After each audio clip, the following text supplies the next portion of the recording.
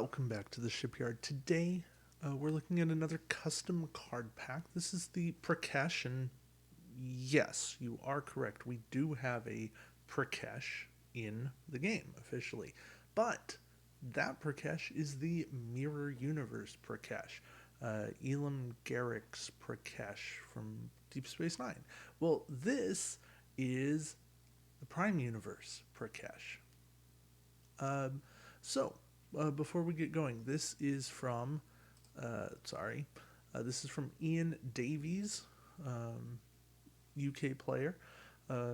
He posted this on the Star Trek Attack Wing customization and build group and said, "Hey, David, take a look at this." I said, "Okay." And I've left a couple of comments and we had a nice discussion on some things and I thought it was interesting, and we're gonna dive in more to these specific cards and go from there. So the Prakesh, it's a Galler class ship. Um, I should probably get my uh, cursor off of that so we can see more. 4144, standard stuff. When defending, convert one battle station result into an evade result.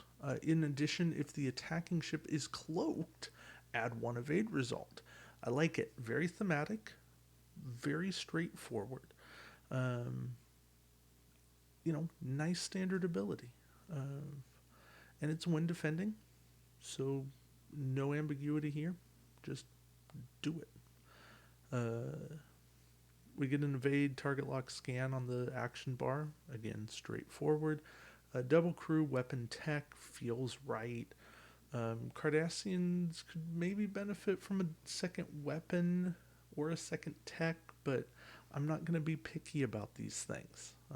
That's just, it's Galler. It doesn't need a ton. Real quick math. We got 4, 8, 12, 13 points, or 13 points of stats, double 26, discount down to 22.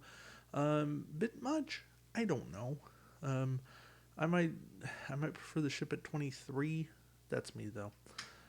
Action bar is what it is. I think the generic goes down to 19 for a 12 points of resources. That seems a bit much of a discount. I think the gallery's got to stay at 20, although without battle stations, it could stay down. All right. Gul Dukat. Now, this is interesting. This is a Gul Dukat that must go on a Dominion ship. That kind of limits his play. I'd still like to see a specific Cardassian subfaction. And then Cardassian faction, and let Cardassians be a subfaction of Dominion. Wish that existed. Would love for that to exist. Might actually work on that someday. So, Dukat, skill 7, 1 talent slot. After the ship performs a target lock action, if the captain assigned to the target ship has a lower skill than Dukat's, place a battle station token next to this ship. I like it. Still gives him the utility of the other Dukat, but does something a little different. Wants you to get target lock. Yeah. Doesn't have the same insta staple as Bohica. Doesn't have the same insta staple with Bohica that this Dukat does. Or that the other Dukat does. Wow, sorry. Late at night. but I can still see this being a useful Gul Dukat. I might prefer it the other way, as in do a battle station, but I think this is kind of meant to be a Gul Dukat that goes on a Galler class, and then you get the battle station, and you can you get the target lock as a ship action, and you can still get battle stations. But yeah, I'm okay with this Dukat. I don't love it. It's not leaping off the page as, oh, that's one of the best captains in the game. But playable, especially if you toss an Admiral on there. Goldemar, again, has to go on a Dominion ship, so that's going to limit a little bit of the playability. 4 points. Setup. Put 3 mission tokens on this card. Increase the captain skill of the captain equipped to the ship by 2. Okay.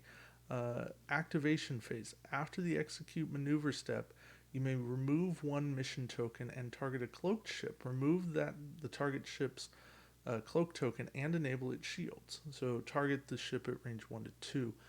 After the execute maneuver step, so start of activation. So it's okay. It's specific timing. After the execute maneuver step, you may remove 1 mission token target. Okay, I mean this is something we don't see a lot. When we do see it, it's an action, and that's what I hate. The other part of it is getting it near the end here, where you're going to have a higher skill captain more often than not because Damar already is boosting your captain skill by 2. Then you're kind of setting yourself up to remove the cloak near the end, and also plays back into Ducat, because if you remove the cloak, you can then take the target lock and benefit it. It's a nice combo here. I like this Damar. It doesn't feel completely broken. You can't do this all the time, but when you need it, it's a nice little boost. All right, anti-proton beam. It's a tech. It's 3 points. Action. Discard this card. Target a minefield token within range. What range? Range 1 to 2. All ships within range 1 of that minefield suffer 1 hit. Remove the minefield token. Okay, so this is kind of like detonation codes, except there's no die roll. It's just take the damage. I like it. I like this as a fixed thing. I'm a little wary of it being non-unique, non-ship unique. I don't think it needs to be unique, but maybe ship unique, just to have it there. Yeah, I could get on board with a card like this. I think it's priced appropriately. I do worry about it not having any other ability if mines don't show up. But again, you can run your own mines and do it, so you're not completely out in the cold. Elam Garrick, because of course Garrick had to show up. And he has Dominion and Federation for 2 points. Activation phase. If an opposing ship is within range, place 3 time tokens on this card, target that ship. Place a disable token on a crew upgrade or the captain assigned to the target ship. Okay. Not anything you're doing frequently, but that feels very Garrick. Maybe even a little underpriced. I mean, it's not leaping off the page at me that this is underpriced. It feels right, or he feels like he should maybe be a 3. The other thing I could think of is maybe he needs 4 time tokens instead of 3, just to do it a little less frequently. But a single disable is not the end of the world. But yeah, range 1 to 2 is not bad. Again, I could be on board with this. And there's some nice Garricks in play in the game. So, yeah. I'm liking what I'm seeing here. We talked about the generic. Okay, Paw-Wraith. This is the card that got the discussion. All right. So, Dominion ship, Dominion captain, and it can only be equipped to Gold Ducat. So I actually think, Ian specifically, you don't need this Dominion captain because of the can only be equipped to Gold Ducat.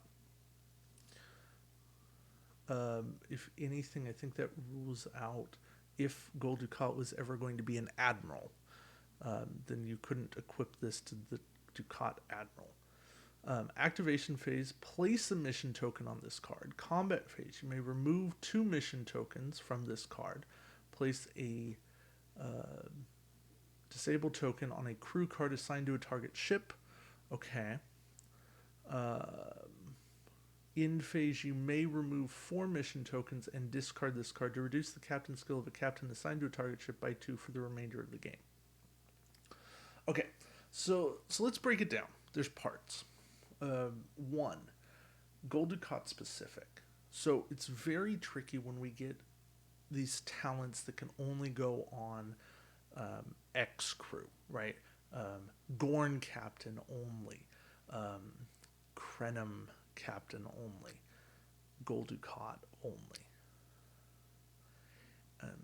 They have a huge opportunity cost. They have limits built into them because they just don't see much play. You have to A, want the captain, and B, want the talent to go with them. You want both effects. Now, this has a great advantage in that nothing here is an action. Nothing takes away from Ducat doing a battle station and getting a free... doing a target lock and getting a free battle station. So that much is okay. Then we go to the combat phase.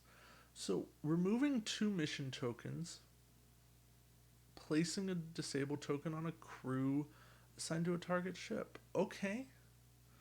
It's range 1 only. Not many engagements happen at range 1. I think in my last OP game, the Horde game, and there were a lot of ships in that, I had maybe 2 shots, 3 shots all game at range 1. I mean, we're not going to count the Gorn disruptor bombardment shots. But I didn't have many shots at range 1. So, you got to have the right timing. Now, granted, this is at the start of the combat phase. It's great timing. So I'm definitely calling this a good thing. Then you have in phase. You may remove 4 mission tokens and discard this card. So, one-time effect. And you're not getting the combat phase anymore, right? Because the combat phase you can keep doing. You can do that every other round that you have tokens. Now, it is a May, so it's not like the combat phase. You can go in, have a ship at range 1, and drop 6 tokens and remove 3 or disable 3 crew. You can't do that. May means you get 1 use of it, and that's it. There's no each time. There's none of that. There's nothing that helps you do it more. No, you get the 1 use of it. So the same is true with end phase. You get 1 use and you've discarded the card. So, and reducing captain skill for 2 for the remainder of the game is not a huge deal. I feel like this card's right. I feel like it's thematic. I feel like it does a good idea. I really like what exists here. I don't feel like anything's broken. I think the Galler class might be a little bit too cheap as a ship. But aside from that, I really am enjoying what is in this pack. Ian, I think you did a great job with it. And I'm looking forward to reviewing more of your stuff. Yeah. Let me see. Let me end it with this. I've got a lot more custom content coming. This has kind of turned into about 2 weeks of custom content on the Shipyard while Utopia is down. But that's okay because there's a lot of custom content for me to go through. So, yeah, I'm having fun with it. All right. Thank you guys for watching. And until next time, we'll see you around the Shipyard. Take care.